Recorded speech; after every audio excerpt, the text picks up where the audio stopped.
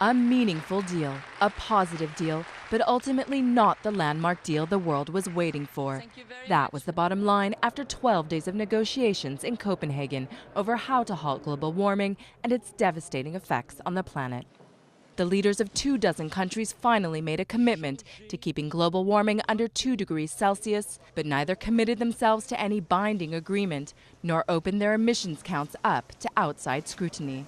U.S. President Barack Obama said it was an unprecedented advance, but admitted it did not go far enough. Now, this progress did not come easily, and we know that this progress alone is not enough. Going forward, we're going to have to build on the momentum that we've established here in Copenhagen to ensure that international action to significantly reduce emissions is sustained and sufficient over time. We've come a long way, but we have much further to go. Rich countries did agree to fund the fight against climate change and help developing nations to do likewise, with a $30 billion commitment over 3 years from 2010 and a $100 billion annual budget from an array of sources by 2020.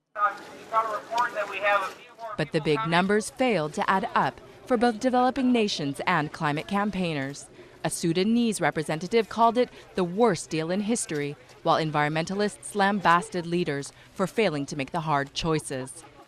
It is a climate shame because the world leaders came here in Copenhagen with the empty hands, and they had promised to deliver a fair, ambitious and legally binding agreement, and they have nothing. They came with nothing, and it's really a climate shame.